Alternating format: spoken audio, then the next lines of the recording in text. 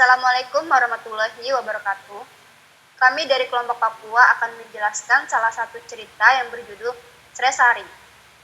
Sresaring ini merupakan cerita yang berasal dari Sentani Papua yang menceritakan tentang tempayan menelan anak. Sebelumnya saya akan memperkenalkan anggota dari kelompok kami yang terdiri dari Muhammad Iqbal Maulana Putra, Rangga Kusuma, Dewi Sari Astuti, dan Dede Trianto. Kemudian untuk penjelasan sinopsis dari cerita Sresaring akan dibacakan oleh Saudara Rangga Kusuma. Di pagi hari yang cerah itu, salah satu keluarga dari suku Santai pergi berkebun ke tempat yang cukup jauh dari tempat tinggal mereka. Keluarga ini mempunyai putra yang bernama Sari. Anak laki-laki tampan, berambut ikal, berhidung mancung, pemberani, dan sangat lucu. Sang ibu dan sang ayah bergegas menuju kebun tempat mereka menyandarkan kehidupannya. Mereka meninggalkan Saring, putranya, bersama sang nenek di rumah. Tak lama setelah sang ayah dan ibu pergi ke kebun, Saring meminta izin kepada neneknya untuk bermain bersama dengan teman-teman sebayanya di dusun itu. Setelah cukup lama bermain, ia pun merasa lelah dan lapar. Akhirnya, ia pulang ke rumah dan bergegas mengambil makanan yang telah disiapkan oleh ibunya dan segera menyantap makanan itu dengan lahapnya. Setelah selesai makan, ia keluar rumah mencari angin sambil beristirahat duduk di parang-parang di bawah sebuah pohon yang rindang di depan rumahnya. Sambil termenung, tiba-tiba timbul keinginannya untuk makan buah pisang masak. Kemudian ia masuk ke dalam rumah dan bermaksud mencari buah pisang yang diinginkannya. Ia mencari ke seluruh penjuru sudut dapur. Kemudian ia menatap salah satu tempayan yang paling besar dan bermotif sangat indah. Dengan hati yang sangat kegirangan, ia berhasil menemukan pisang masak yang dicari-carinya. Secara diam-diam, ia membenamkan tubuhnya ke dalam tempayan dan Saring menikmati pisang masak dengan lahapnya tanpa seizin nenek. Setelah menghabiskan beberapa buah, perasaan gembira tiba-tiba berubah menjadi perasaan cemas dan takut. Tempayan itu mulai bergerak-gerak seperti mempunyai kekuatan magis yang tidak sebanding dengan kekuatan manusia biasa. Semakin lama, mulut tempayan itu semakin sempit dan tertutup semuanya. Sang nenek tidak kuasa menyaksikan kepalangan nasib yang menimpa sang cucu. Kemudian ia mengambil tongkatnya serta kulit bia lalu ditiupnya berulang kali dengan maksud memanggil orang tua sang anak yang berada di kebun. Setibanya di rumah, betapa terkejutnya sang ibu. Ternyata sesuatu telah terjadi terhadap putra tercintanya. Sang putra tercinta ditelan tempayan antik yang biasa mereka pergunakan untuk menyimpan sagu. Rupanya, tempayan itu bukan benda biasa, melainkan benda misterius yang sudah waktunya menuntut korban. Tempayan besar itu bergerak ke tepi sungai Tarmang dan menceburkan diri ke dalam air. Akhirnya, sang orang tua pun menyerah setelah segala daya upaya yang dilakukan tidak membuahkan hasil, dan mereka berserah kepada Tuhan.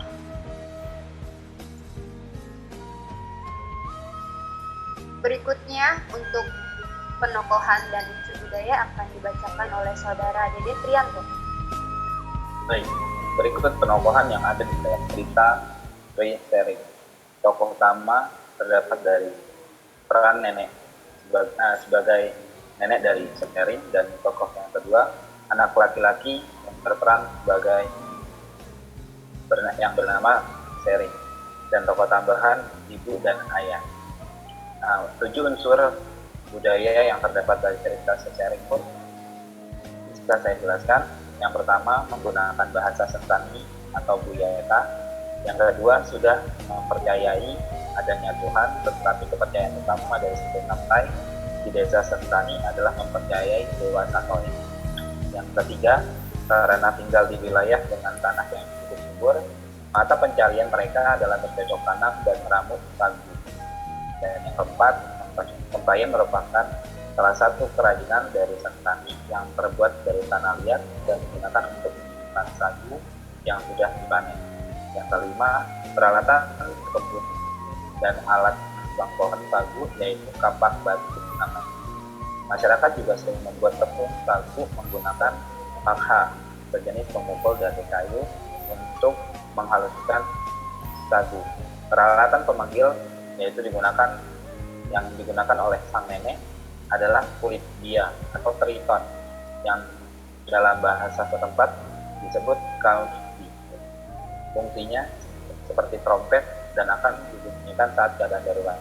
Yang keenam, pakaian yang digunakan merupakan pakaian adat dari daerah Papua yang dinamakan koteka untuk pakaian laki-laki dan tali untuk pakaian perempuan. Rumah adat dari daerah Papua disebut juga dengan rumah Hanoi. Sekian. Kemudian untuk desain cover akan dijelaskan oleh saudara Iqbal. Baik, yang pertama saya akan membahas tentang background yang kami buat sesuai dengan cerita latar, yaitu di daerah perbukitan dan pegunungan. Jadi terdapat gunung dan tanaman-tanaman yang subur. Yang kedua, rumah yang kita gunakan rumah adat yang bernama rumah Honai, yaitu rumah khas Papua masyarakat daerah perbukitan dan pegunungan.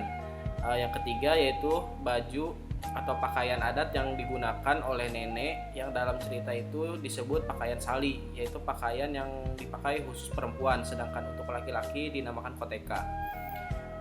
Yang berikutnya yaitu tato yang berada di tubuh nenek ini merupakan hiasan untuk menambah keindahan dari tubuh wanita dan juga melambangkan keberanian dan kekuatan. Yang berikutnya yaitu tempayan yang menelan saring ini disebut terbuat dari tanah liat dan biasanya memiliki ukiran daun keladi atau daun pisang. Daun keladi sendiri melambangkan kemakmuran. Untuk fungsinya tersendiri, tempayan ini berfungsi untuk menyimpan makanan dan hasil panen dari warga. Nah, untuk final artworknya kita menggunakan font dengan khas dan juga warna yang kontras. Demikian, terima kasih. Oke, baik. Dari cerita Sresaring, kita bisa mengambil pelajaran bahwa mengambil sesuatu yang bukan menjadi hak kita adalah tidak baik dan akan membawa malapetaka pada kita. Demikian penjelasan kami tentang cerita rakyat Papua yang berjudul Sresaring. Kurang lebihnya kami mohon maaf. Helm Foy. Hello, Foy.